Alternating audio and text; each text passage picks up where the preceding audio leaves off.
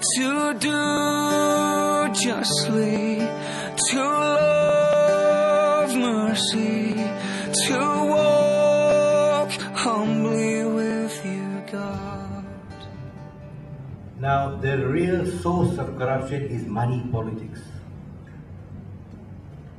When people go for elections, they need money, and they get this money, and there's always payback time. That is after the elections. So it's a vicious circle, and not much has been done to regulate and control money politics, which is the mother of corruption. When you have corruption, you have poor services to the poor, because if you want to provide, say, 1 million to build a little dam or electrical generator for a capacity of, say, 100 kilowatts or whatever, but if there's corruption, he doesn't get 100 kilowatts, he gets 10 kilowatts, because you don't build the full capacity. So the poor again get hit badly. Now, next one. What we talk about it, but what can Christians do to fight corruption? They can do plenty. Use the Bible as your guide, and then there are verses below. Now, this one I am not a theologian, or I'm not very as familiar as I should be with the Bible. So I sought the help of some pastors, Reverend Shastri, Reverend Daniel Ho, and they gave me these verses, and it's remarkable. And I want to make another proposal here. If the church has to be, or wants to be, effective in translating the Bible and relating it to daily living, we got to have a basis for it. No point telling businessmen, telling children, you must be honest, you must be trustworthy, you must be diligent, you must fear God, you must be fighting corruption, and just saying it and going away. So I would like to leave this little challenge to not only this group, but any group. And we've had the discussions with Pastor Daniel Ho and Dr. Dennison. We are hoping to develop, like for corruption here, now you notice, all of them got the word bribe.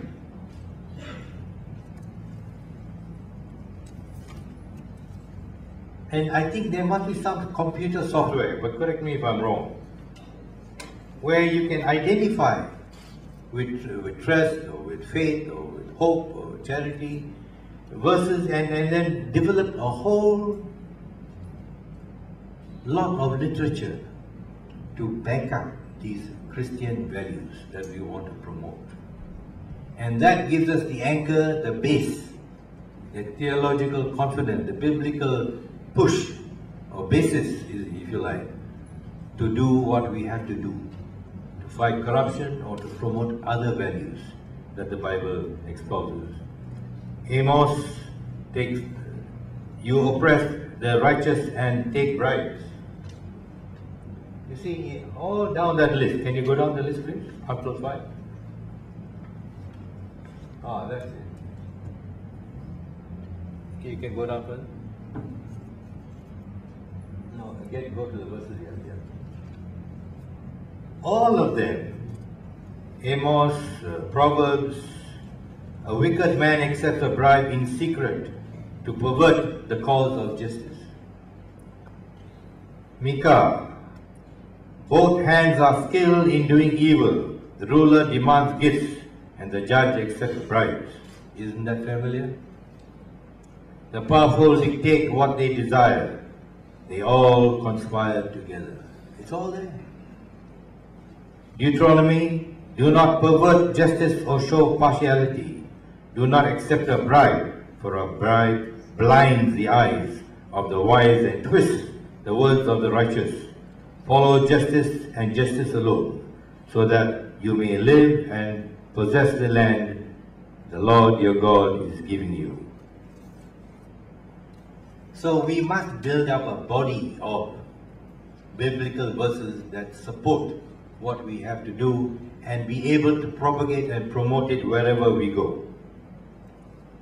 Now, next one, how formidable is corruption in Malaysia? I've deleted a few others which I think come under the purview of the other panelists, but question time, I'm prepared to take any question. Now, how bad is corruption? We want to fight corruption. You better, as Sun Tzu says, you must know your enemy. You must know the terrain before you launch a war or battle. Your strategy must be based on the facts and knowledge of your enemy. And the enemy is corruption. In the annual index of Transparency International,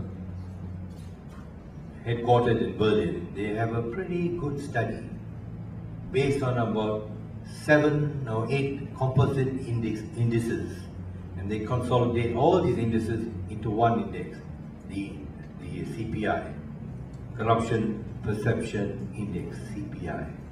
And out of about 180 countries, we are 56. That's bad. A few years ago, we were 47 or 48. We have been declining. Why is the perception so bad? Oh, my time. Why is the perception so bad?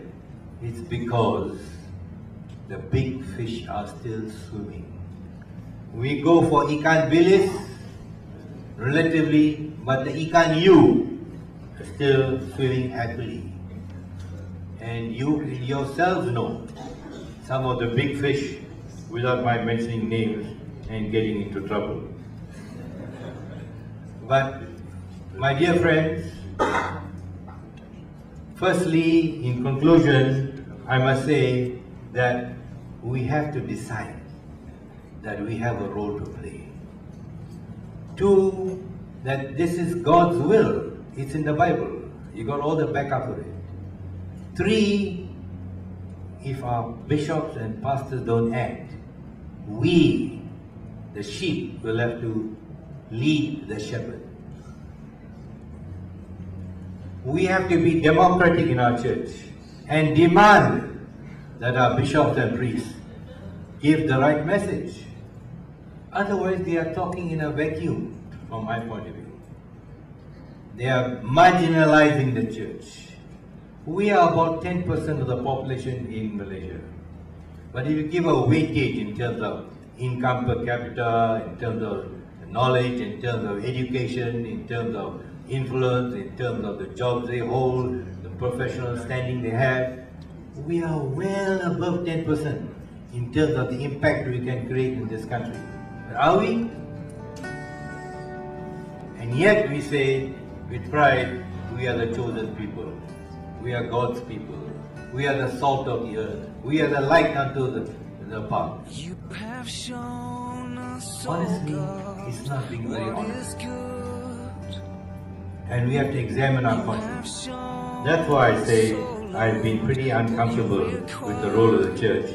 And this is why I say I'm happy to be here and happy to leave a message behind and hope that we will be able to do much more in the future. Thank you very much. Thank you. To do justly, to love mercy, to walk humbly.